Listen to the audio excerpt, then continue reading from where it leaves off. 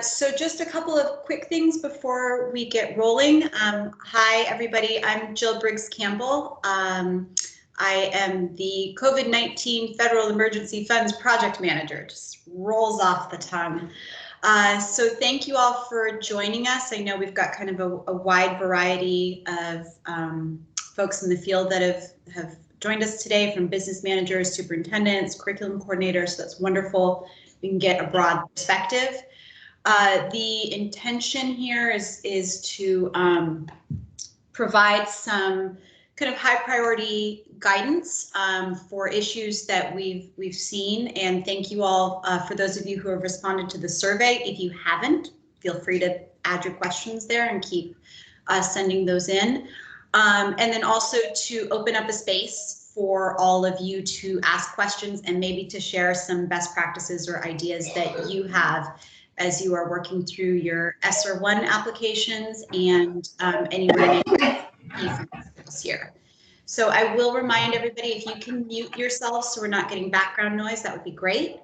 I'm going to go ahead and start recording, and I wanted to share a couple quick things so that everybody who's maybe not as familiar with Teams will know how this works. So I'm going to start the recording, which we've done apparently. Make sure that you are muted, which is this button here. If you have a question that you want to ask verbally when we get to the Q&A. Jill, yeah, are you not seeing my screen? You're showing the wrong screen. Let's try again. Thanks, Karen. I'm going to try one more time. Okay. Are we seeing my screen now? Not yet. Not yet.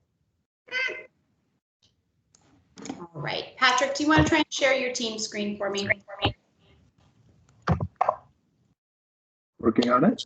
Thank you. Sorry, folks. The technology is great until it doesn't work. We got it now. Can you see the team screen? Yeah, we're seeing the PowerPoint screen. Oh, I'm trying to get the team. I clicked on the team screen. Great. Let me stop sharing. It's me in the corner. Well, I can probably verbally walk everybody through this while Patrick's doing that. So you should see on the top bar of your Teams, a little hand. If you have a question in our Q&A section, please go ahead and click on that. And then right next to that little hand are 3 ellipses. If you open that, you will see an option that says turn on live captions with the CC. So if you're someone that benefits from closed captioning, please feel free to turn that on. And that ought to do us. So I'm going to go ahead and get us started with our PowerPoint and introductions.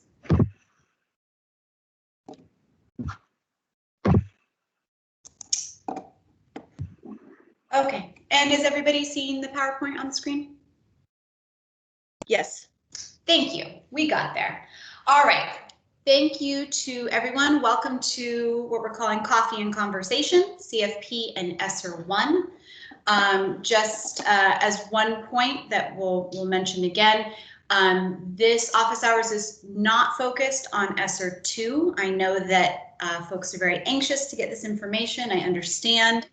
That is going to be forthcoming very, very soon, but we're going to focus on ESSER 1 and CFP. Joining us from AOE today is a raft of folks with lots of different expertise. So from our FESP program, we have Jessie Roy, Christine Sapel, Karen Abbott, Katie Preston, and Ann Bordenaro. From the Ed Quality Division, 39. And if someone can mute themselves, that would be great. From Ed Quality, we have Josh Soulier and Patrick Halliday. And then from Finance, we have myself, Abby Houle, and Kathy Flanagan. All right, so I've already touched on these points. If you have a question that you want to put in the chat, you're welcome to do that, and we'll be able to get to those. You can use the raise hand function, and then there is also closed captioning available, and we are recording this, and we'll post it later. All right, so with that, we have a couple of sort of high-level, high-priority things that we'd like to present and share with folks before we open up for Q&A. So Anne is going to sort of give a high-level compare and contrast of CFP and ESSER 1, and I will hand it off to Anne. And Anne, let me know when you need me to change slides. Sure. Hi, everybody. This is Anne Bordnero. As Jill said, I'm the Division Director for Federal and Education Support Programs. And this is just little reminders, but it's helpful sometimes to see them side by side.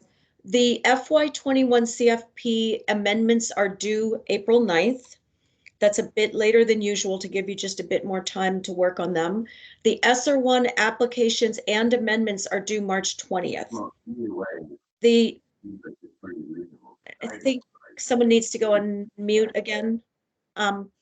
The period of availability of funds for the FY21 CFP is the usual fiscal year, July 1 to June 30. So those funds can be obligated through June 30 of 21. However, for ESSER, the period of availability and deadline to obligate are different. This is a 2-year grant. So 13 of March is pre-award cost back to the 13th of March 2020 when the emergency was declared, all the way through September 30 of 22. That's one single grant. So you can obligate funds under ESSER 1 through the 30th of September 2022. You don't need to reapply, in other words, in the second year. This is the one and only for ESSER 1. Supplement not supplant does apply, as always, to CFP applications. It does not, however, apply to ESSER 1 investments. So you don't need to worry about supplement not supplant with ESSER 1. In terms of admin caps, and I think Karen will be saying more about this later, there is money for admin, including indirects, in both types of funding sources. The usual apply for CFP, 10% for Title 1A and Title 2A, 2% for Title 3 and Title 4A. ESSER 1 is similar to Title 1 in this regard. There's a 10% admin cap, including indirects. In terms of restrictiveness of allowable uses, if you compare and contrast them, the CFP titles are more restrictive than ESSER. That's not to say they are restrictive, but comparatively, they're more restrictive. And in ESSER, anything that is allowed under ESSA, IDEA, and the other federal programs is allowed, in addition to a whole lot of other allowable uses that are not available in the other traditional federal programs. And that's important when you're thinking about which funding source you want to use for which things. And last but not least, there are restrictions on which schools can be served and which students can be served, as you know, with CFP funds. For example, there's targeting and ranking to determine which schools can be served. With ESSER 1, there are no restrictions. So you can serve any school, all schools, any students, certain students. You can keep all the money at the LEA level for LEA purposes. It's entirely up to the LEA which schools and students can be served. Yep. And can I clarify? Sure. Target and ranking only applies to Title 1. It does not apply to Titles 2, 3, 4, or 5. Right. Right. Okay, so I think that's the main differences here. And the last piece, because it relates to this, is we had a question, a very good question from someone in the survey regarding the possibility of a fiscal cliff. And what if we spend ESSER money now, for example, on something, and then we later want to continue that, and the federal money's gone. I have put in a question to the U.S. Department of Education on exactly this topic. So as soon as we hear back on how they intend to handle potential supplanting issues, by using ESSER now, we'll get back, we'll get that information out to folks as soon as possible. But it's a valid question. And we have a question from Megan Gruby. It says, for ESSER 1, are there opportunities for amendments after the initial application? No, you have to have your application in by, no, I don't believe, Jill, no, right? Hang on. Can folks hear me? Yes. We can. Okay, great. Sorry, I got muted. So the answer is that all of your money must be budgeted. There was another question that was asked in the survey. Can we just partially budget if we don't know? So all of your allocation must be budgeted in an approved grant award or amendment by March 20th. However, there is a recognition that you may not know what you don't know right now about how you need to spend these. So between the period of whenever your application or amendment is approved and September 30th of 2022, you may find that you need to spend your money differently, in which case we would do a grant amendment at that point. Right. The most important thing though is budget all of your allocation or it will go away. And then we can amend after that point. Yes. Yeah. Can I just, Josh, did you have anything you wanted to add on that since your team is the one reviewing amendments? Nope, that pretty much covers it. We also have a question from Rick Pembroke, but I think we just, your answer there just addressed that, Jill. Rick, if not, please let us know. So you can move on. All right.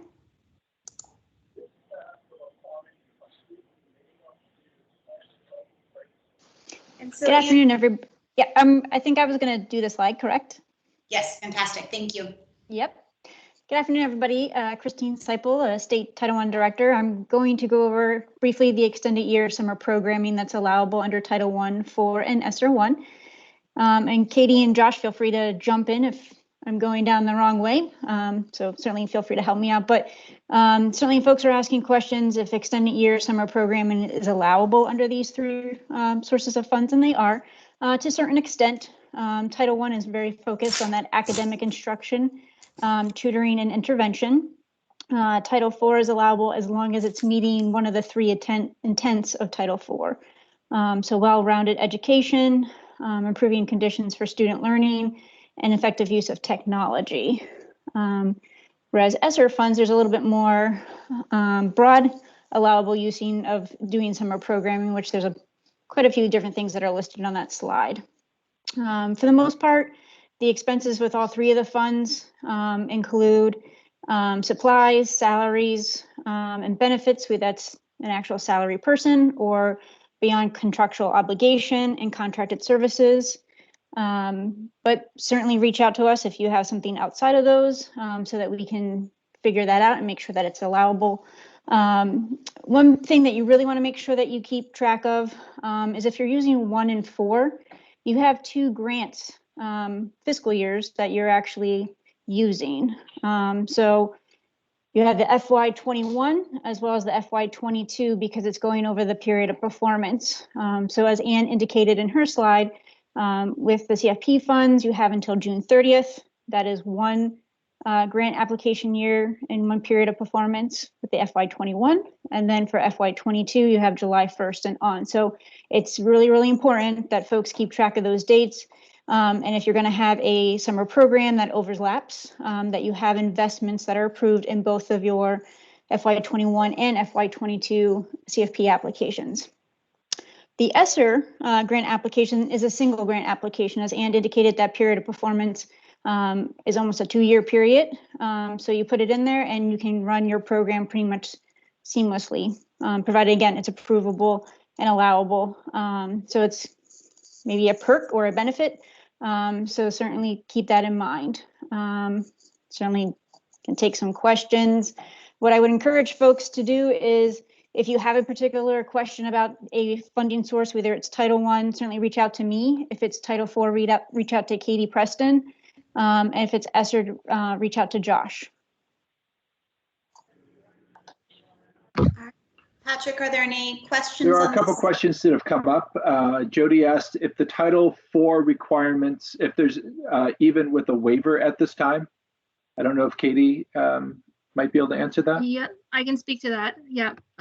So correct, there's a waiver at this time, so no requirement to meet those budgeting requirements. With within your application, but you would still need to meet the intent of Title IV. So if you're doing some sort of summer programming with Title IV, it still needs to fall under one of those content areas. But correct, Jody, that those budgeting requirements have been waived. Does that help?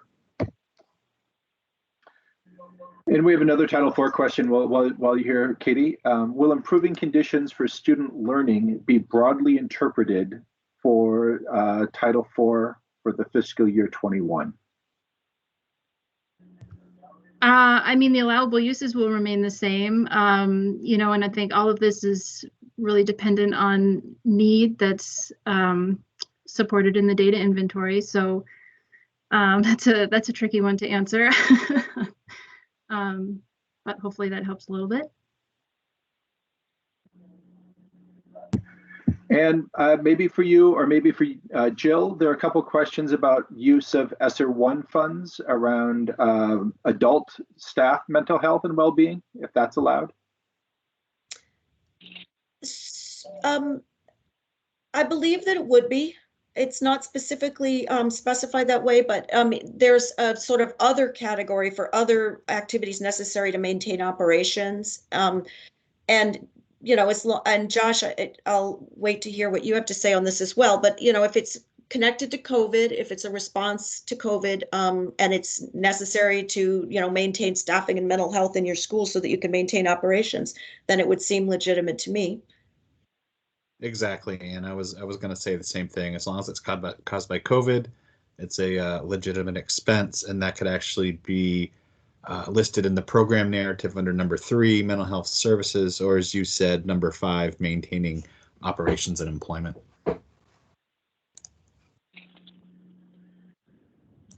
Joe, we have a couple more questions, but I suggest we maybe have one more. I know we have one more little kind of mini presentation before we open it up more widely to questions. So okay, let's go ahead.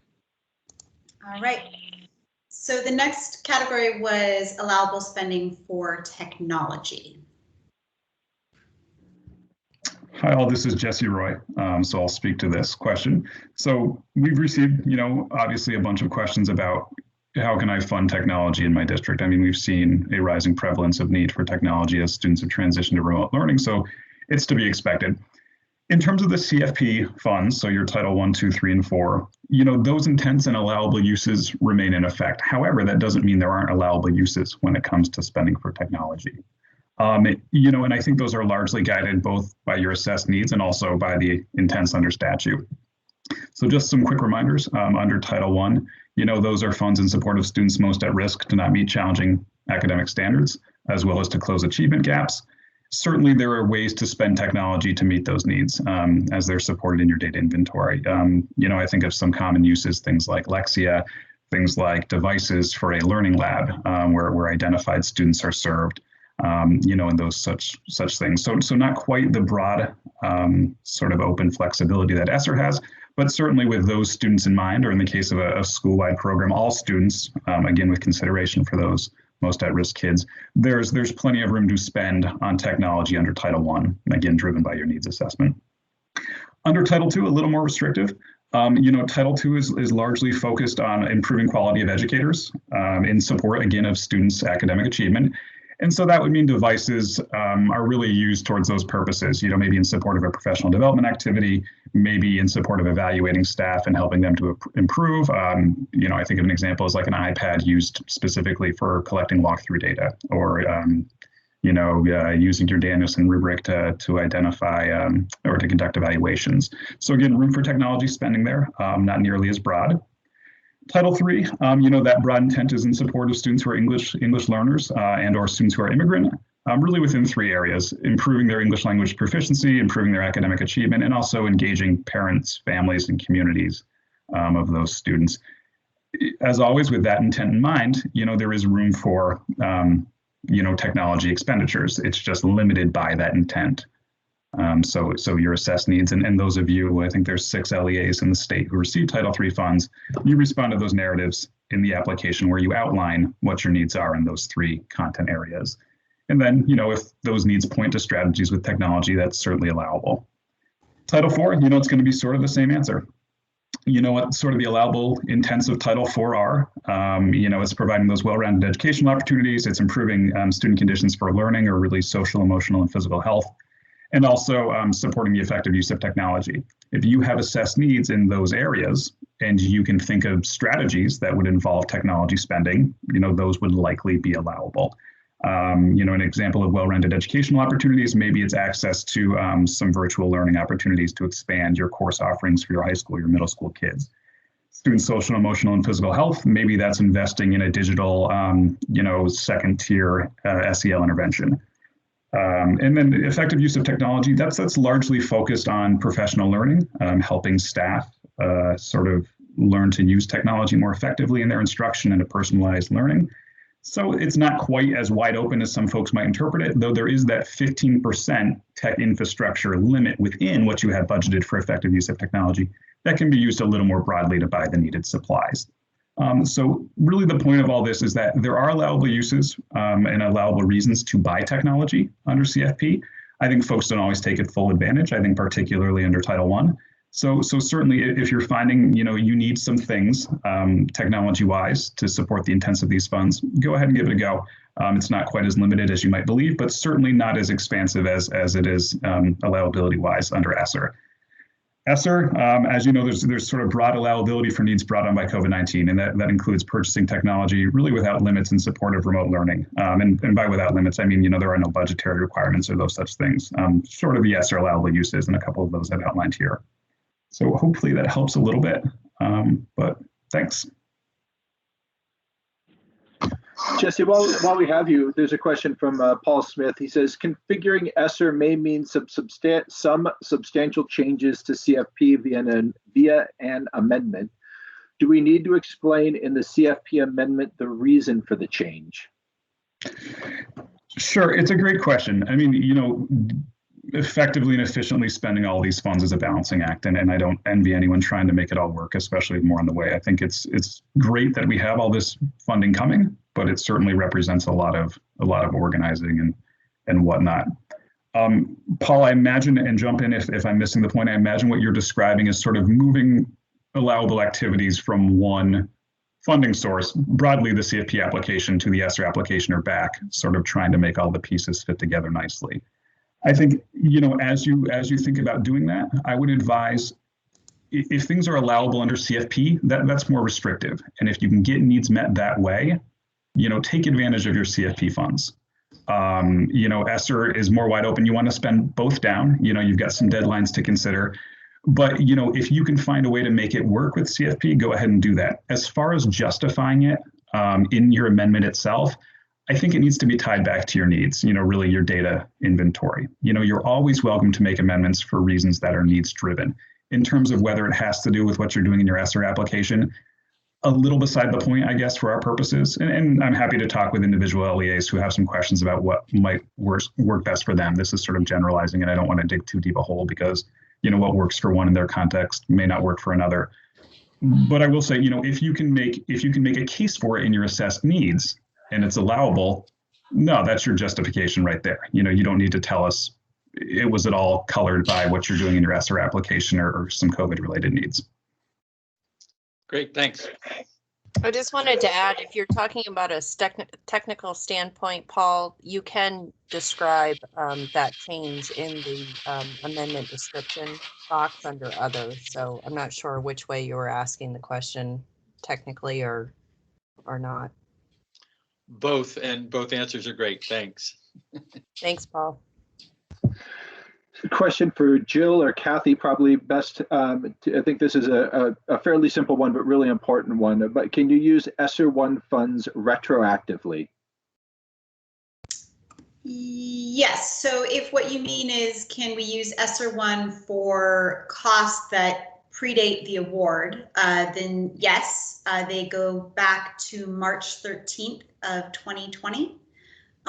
So those are, you know, well within the scope of allowable costs. But Jill, just to clarify, the date is correct, but the period of performance of ESSER grants does go back that far, because you wouldn't be able to expend before the start date of a grant, which is why the period of performance is back that far.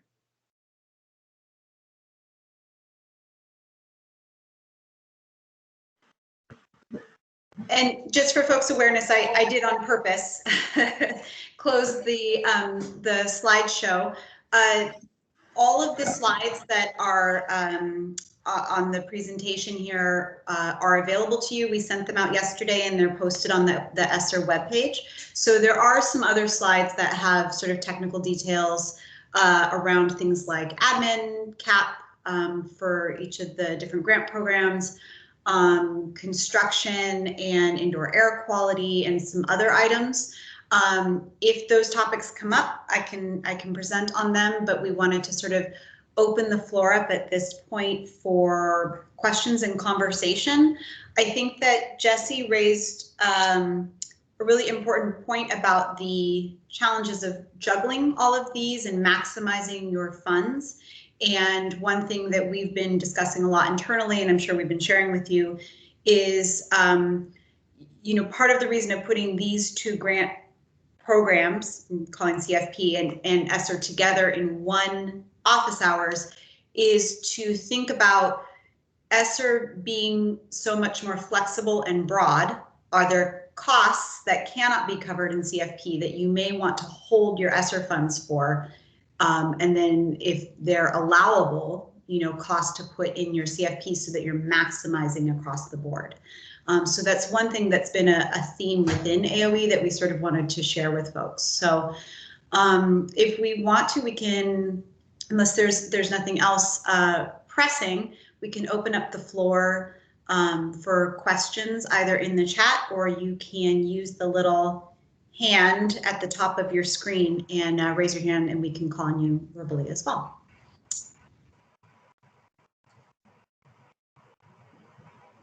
And let's see, it looks like Morgan has a question in the chat.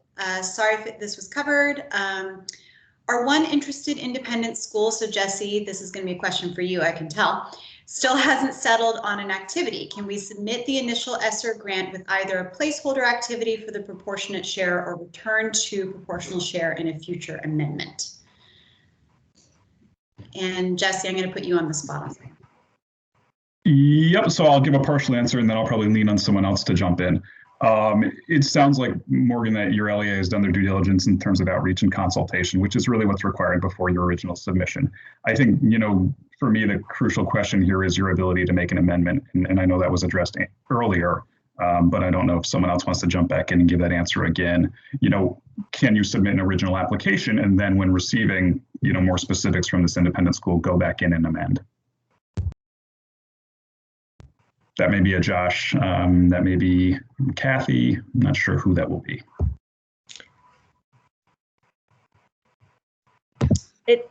Based on your original answer, Jill, this is Ann again. They have to spend their entire budget, or they have to budget their entire allocation. So it sounds like the solution here would be to budget your allocation, including your equitable share investment, with some sort of placeholder for that investment, and then later amend after the deadline for the specific activity. Because if you don't budget it now, the money will be gone. Is that correct, Jill? Yeah, that is correct. And Kathy, I don't see any issue with that. Do you have anything that comes to mind with that as an approach? No, I think that's fine. For me, I don't know enough about equitable services. I think the question really is an equitable services, what you do with that. Can you not budget it and then budget it later? Technically, you can move your budget around later. I don't know the impact for equitable services. That's not my area of expertise. Yeah, thanks, Kathy. And it's a fair question. I'll just reiterate what I said before. It sounds to me like, this LEA has done their due diligence in terms of steps that need to be taken before an original application is submitted around equitable services. We've got a lot of LEAs, and I'm referring back to the CFP application specifically right now, who engage in consultation. They get they make some progress with their independent schools, and the independent schools aren't quite ready to decide on what those activities need to be. They still move ahead with their applications, and then make an amendment later. So I think so long, just like, with an LEA's investments, there may be changes, there may be more that's done. It sounds like in this case that you need to fully budget your allocation, So, it makes it a little more cumbersome maybe, and that you'll have to use a placeholder. But I would say in terms of equitable services requirements, you're probably covered.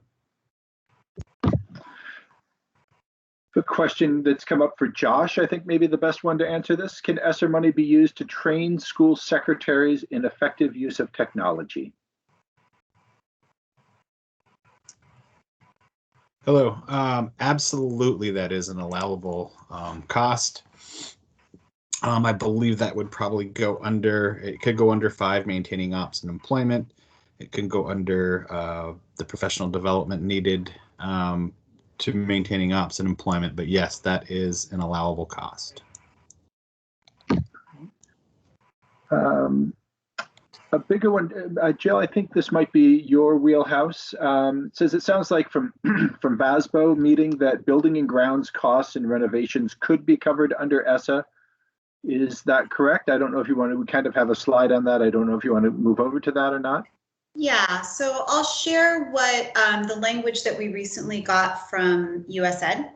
And so let me get back into our slides here.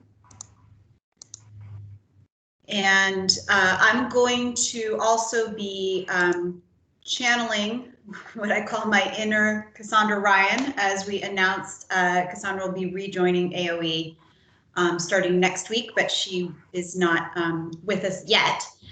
So under ESSER, there is the ability for making upgrades to school facilities, and I've emphasized a few things on this slide. Construction costs must be reasonable and necessary to meet the overall purpose of the program, which is to prevent, prepare for, and respond to the COVID-19 pandemic. So if your facilities upgrades meet those requirements, then yes, it is permissible. A couple things I would caution here, and these are direct quotes from USED. So I would call attention to the subject to prior written approval by its SEA, so that's the AOE.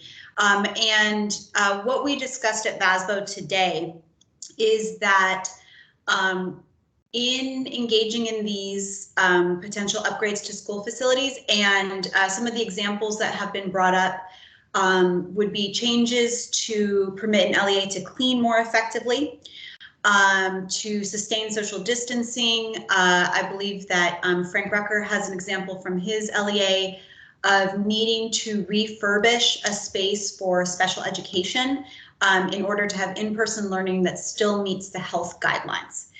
So all of those would be allowable under ESSER as long as they are done within all of and meeting all of the kind of federal and state regulations around construction. So that may be procurement, uniform guidance, Davis-Bacon around prevailing wage requirements.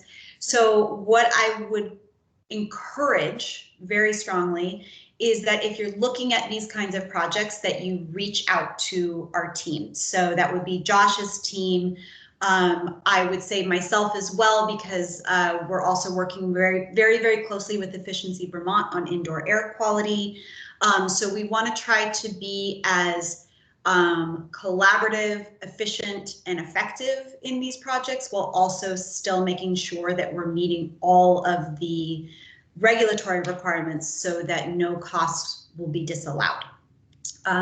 Jill, I would also say reaching out to the fiscal monitoring team, Abby, Cassandra, when she gets here, in terms of being able to meet all those uniform guidance requirements. Yeah, absolutely. And I'm in a lot of conversation with that team as well. And I'm hoping in the next few weeks to sort of be able to reach out to the field with like some more specific guidance around these kinds of projects. So the short answer is yes, with a big asterisk next to it that says, let's be really deliberative in the planning process around this to make sure that everything is going to be allowed and we won't run into problems later. Thanks, Jill. Diane, I see that your hand is up. Is there a question you're trying to get in? It's Diane Gavoni. I'm sorry, no, I just got my answer, so I'm all set. Great.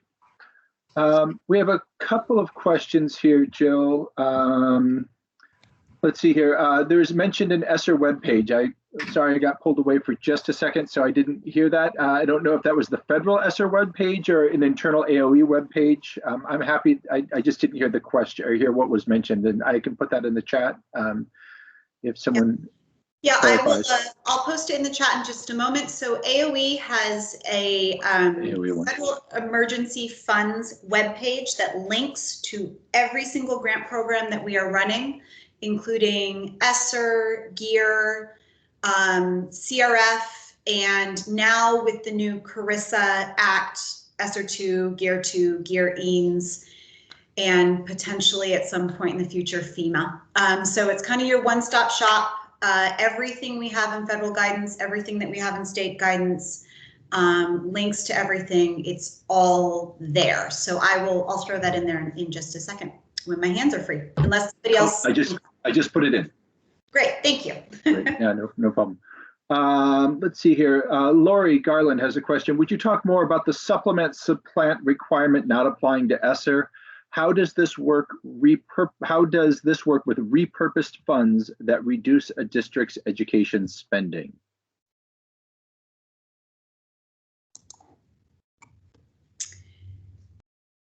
And nobody's jumping in. This is Kathy.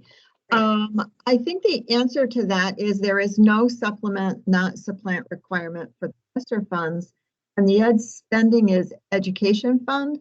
So we don't have to worry about that supplanting requirement for ed funds the same as you do with federal funds. So I don't know if that is helpful, but.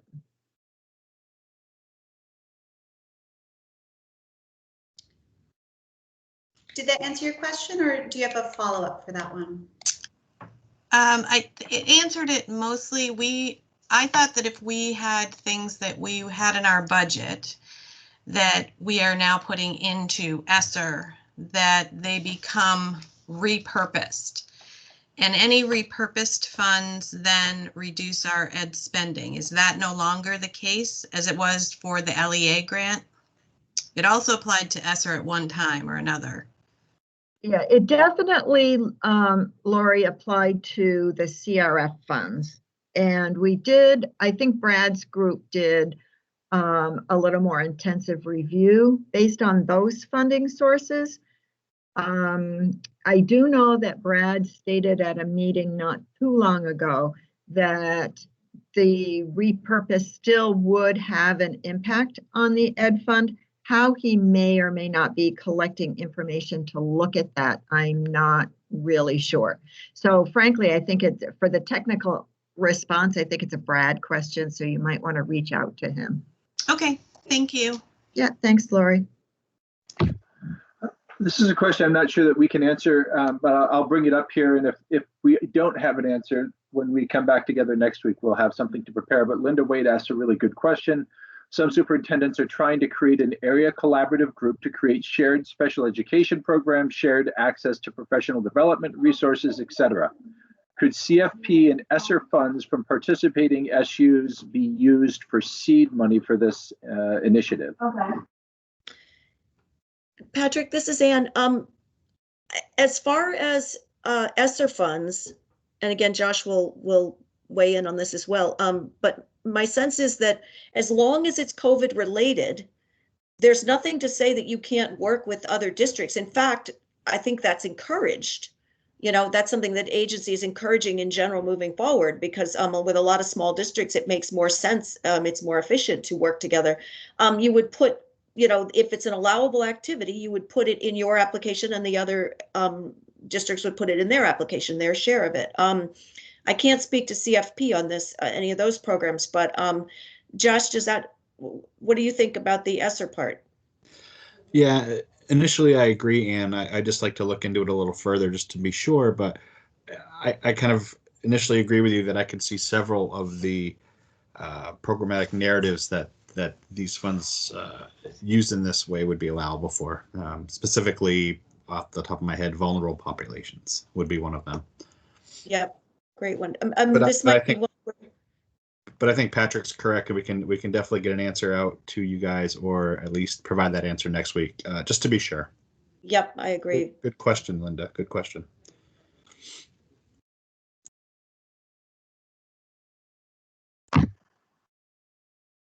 There's nothing in no other questions have been posted in the chat at this time or raised hands. So if there are questions, you certainly have us here for another 20 minutes. Frank, go ahead and unmute yourself and ask your question. Thank you. Yeah, we're wondering about FY22 Title I allocations. There's been a fair amount of volatility or variability, from FY20 to 21, and then 22 projections. So, we're just going through the process of printing annual reports and making those assumptions. And I thought I've heard that the Title I allocation, it may be appropriate to anticipate a higher allocation than fiscal year 21 that we're in. Is there any basis for that? So Frank, this is Karen Abbott. We have received preliminary allocations. They aren't final, of course, and we are running those through the proverbial meat grinder to do a comparison to see if districts have gained or lost funding in each of the titles, and we'll be getting that out to you very shortly. So we've already started that process, and we hope to have an answer for you soon. Okay, and that's for fiscal year 22. Yes. Yeah, very good. Thank you. Mm-hmm. Frank, this is Jesse. I will say, and this doesn't necessarily help an LEA because, we do see shifts in where funds go from one year to the next at the LEA level. At the state level, the amount we saw in the preliminary allocation is pretty close to what we saw last year. That may help some people to sort of extrapolate and guess at what they'll be receiving in the coming year. Not always the case. I think some people have been surprised before, but we haven't seen a big bump or a big reduction. Okay, thank you.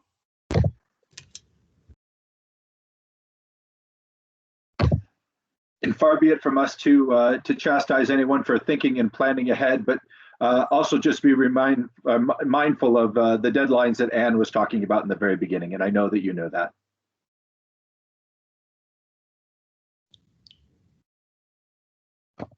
Other questions? Oh, here's one from Kosha. Can our district team develop our ESSA budget with meeting with someone from AOE to help us? Josh, that might be a good question for you to take on. I can chime in too. Yeah, Kosha. Yeah, I don't see why not. You could reach out to myself or Tony Mara, who's your education quality coordinator, and one of us or both of us could support you in that process. Sure.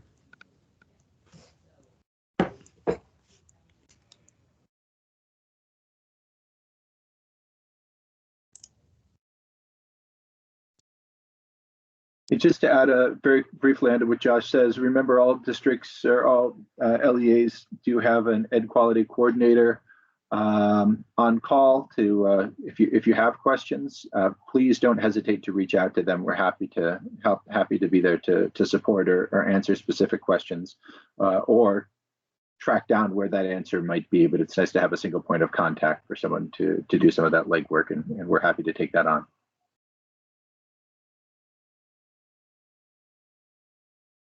It looks like, Frank, your team has another question if you want to unmute. Yeah, we were happy to hear about the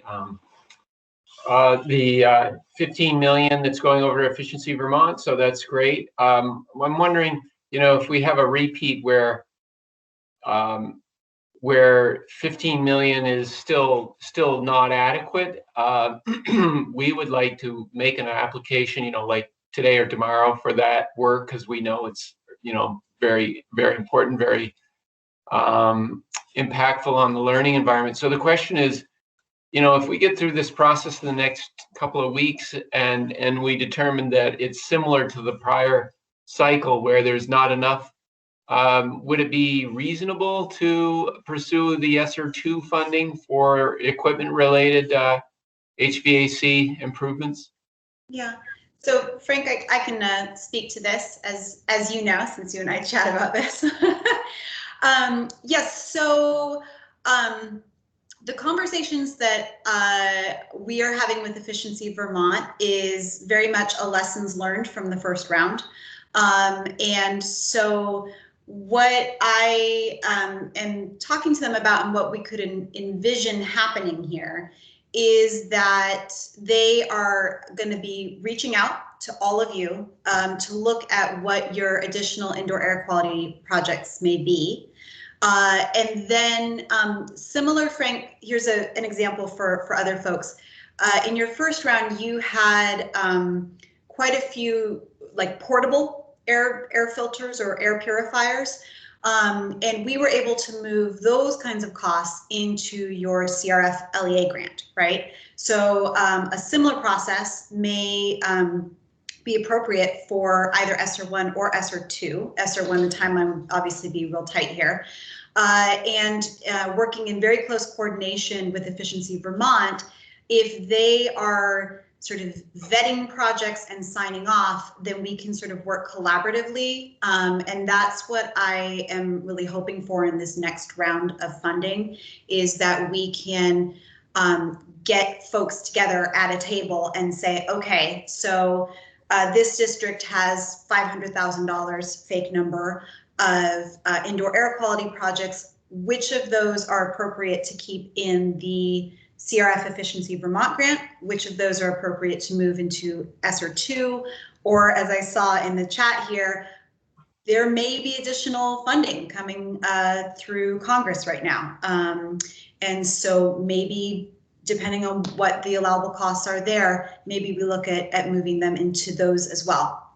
The ideal here being that for both indoor air quality and for other facilities projects, that we are really maximizing these funds as best we can, so that, you know, come September, in an ideal world, all of our schools have improved air quality so that we can all feel comfortable getting, you know, all the kids back in school for in-person instruction and making sure that staff and kids are safe. So Frank, I'm exactly on the same page as you on that, and we would just want to really work on coordinating that effort. And folks can be expecting some additional guidance coming out from us pretty soon on that and how that process might work. Okay, thank you. Stay tuned. There is a question or conversation going on in the chat right now around, you know, ESSER 3 potential funds going on beyond that. I know that we're really trying to stay focused on the CFP and ESSER 1 deadlines and getting ESSER 3. We don't want to get too far off while there's still, you know, these really pressing deadlines here. So we don't want to wander too far into that if we have some of these pressing questions coming up. But the ESSER 3, I believe, would be part of the 1.9 trillion, that's with a T, discussion that you probably have been reading about in the papers and the like. And it's not clear if that will in fact be another ESSER or something entirely different. So with, you know, a whole different set of allowable costs. So I think everyone here is, you know, waiting with bated breath. Anne, I see your hand is up. Just, I didn't want to miss Gwen's question about additional positions and what to do after the money runs out, basically. And that was also a question that was posed to us in the survey. And I just want to reiterate that that's a fabulous question. We've already been asking that. I've asked US Ed for guidance on that issue. We have not heard from them yet, and I'm not surprised with the transitions that are going on. So basically, if you're spending ESSER money now, whether it's ESSER 1 or 2 or potentially 3, for example, on new positions or new activities, and then later you want to continue those, are you restricted to state and local funds? Because generally you can't replace federal with federal. But given that these funds so far haven't come with supplanting rules, it's an open question whether it would be considered supplanting if you later used CFP, for example, for a position that you originally funded with ESSER. So we don't know the answer to that. In general, I mean, I don't even want to speculate. So the question has been put to Ed, and as soon as we get some guidance on that, which is a really important issue, we'll be passing it along. Jesse, did you want to weigh in on that? So I was actually going to speculate, but I'll respect sort of the process here and Anne's answer, and not speculate, sort of based on my experience with supplement, not supplant. Unless you'd like me to. Yeah, I don't think. As long as no one will hold your feet to the fire. Right. Are you still recording here? Yes, please temporarily turn off the recording.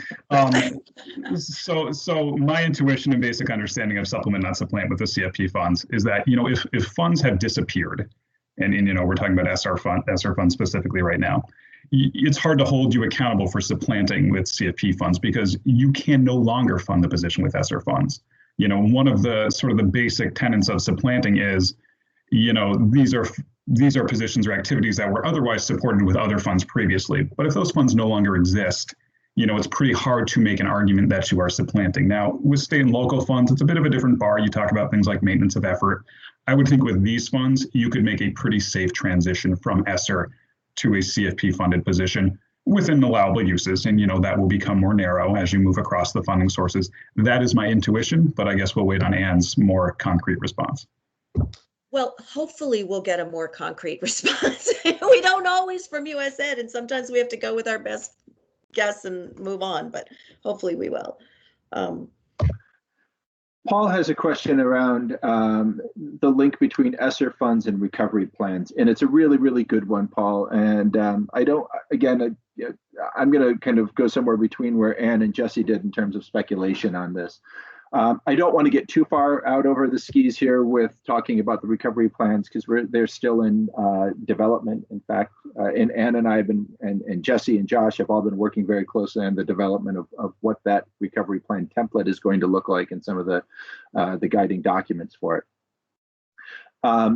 It is my understanding, Kathy, please correct anything here if I have this wrong, but it's my understanding that it's very likely that we're going to have a separate recovery plan and ESSER 2 application.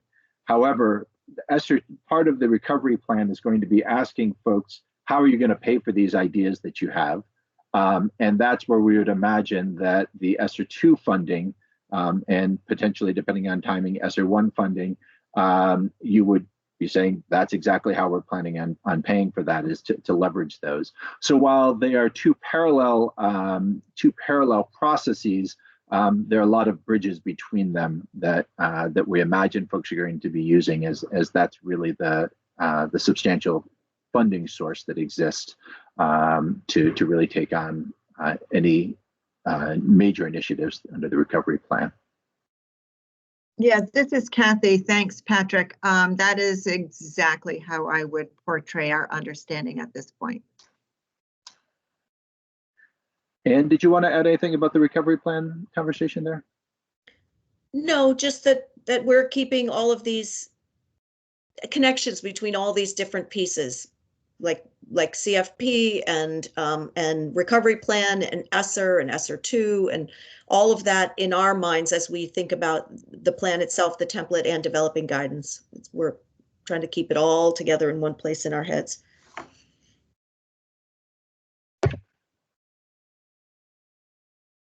Yeah. Question on the link between required connection between recovery plan and CFP. Jesse, I don't know, or Anne, maybe one of you might have a better answer for that one. Yeah, Jesse, can you talk about the data inventory as our connection? Yeah, so I'll say in a very general way, I would expect there to be, some fairly substantial overlap between the two. What supports a CFP application is the data inventory. I have not caught wind of any requirements that the COVID recovery plan informs CFP spending. What we use now is the data inventory. Ideas of academic loss or recovery, I mean, that's going to converge nicely maybe with some of your Title I needs around students most at risk to not meet standards, things like that. In terms of a hard and fast connection, I would like folks to not have to duplicate efforts. If you've got something in your data inventory that can inform your COVID recovery plan or vice versa, go ahead and borrow one or the other. Or if there's something from your IFR results or your Vermont MTSS survey that can inform both, the narratives in either. And we're not exactly sure what the COVID-19 recovery plan template will look like quite yet, but go ahead and use one data source to inform both, or one sort of analysis that you've already got on hand to inform both. Paul, it looks like you've added data inventory or parts of being the starting point for the recovery plan. Yep, I think it's sort of the same answer. You may already have built some of this case in your measures and your findings that inform both some of your data inventory narratives that will in turn inform your CFP application, and that will inform your COVID-19 recovery plan, which is not, at least now, directly connected to your CFP application. So there's definitely some room for things to be sort of intermeshed here. But as far as a specific requirement, not that I'm aware of. And Kosha, to your question as to the timing on when the template's going to be out, that's really we will have more clarity as we continue to go forward with this. Soon is the answer. I know that's not a very satisfying answer, but soon. We've made pretty good progress on it, and we're really fair. We just need to run it by a few more folks out internally, and probably some external folks, to make sure that there isn't anything that's being overlooked on that. And I also want to just use a real quick plug. As we're talking about the data inventory and the recovery plan, that coming out also extremely soon, early next week, we hope, will be some information on the data literacy professional development series that we've been talking about. The ink is now dry on the contract, and we are able to reach out with some good detail. There'll be some information going out to superintendents, following up to curriculum directors, and then also our partner with this, who's going to be providing that professional learning, is going to be, we can now say, is WestEd, since we have a signed contract. They're going to be reaching out with a good deal more information next week or the following week around that. And so I know that we've teased that a bit, but we're getting much closer as we go forward. WestEd, when WestEd. And you were going to add stuff. Just in response to one of the questions that you had started to respond to, Patrick, the only thing I would say to folks is I wouldn't hold off on your ESSER 1 budgets, if that was what the question was referring to in relation to the recovery plan. I don't think the timing of the recovery plan and the March 20 deadline are going to match up very well. I would say use your ESSER 1, go ahead and budget your ESSER 1 for your current needs, including summer. I mean, if you want to do stuff in the summer, don't wait for the recovery plan. Go ahead and put it in your FY21 and your FY22 CFP and in your ESSER 1. But in terms of trying to use ESSER to fund the recovery plan investments specifically, there will be plenty of ESSER 2, and the timing will work better to try to make those pieces match. So for right now, just go ahead and whatever recovery needs you're already planning, like I said, summer or whatever, go ahead and put them as best you can into your FY21, FY22 CFP and your ESSER 1. And Gwen, to get to your the focus is going to be on data literacy, data ethics, data for equity, as well as continuous improvement. And what we're suggesting is that every LEA come with a data team. We'll provide a little bit more guidance in the near future as to the makeup of that team, although ultimately that's going to be the determination. 3 to 5 people, we're saying, from every LEA. The final makeup of that is up to the individual LEA, though. Patrick, it looks like we are at time. So what I would encourage folks, thank you so much for your questions. I hope that this was helpful and practical.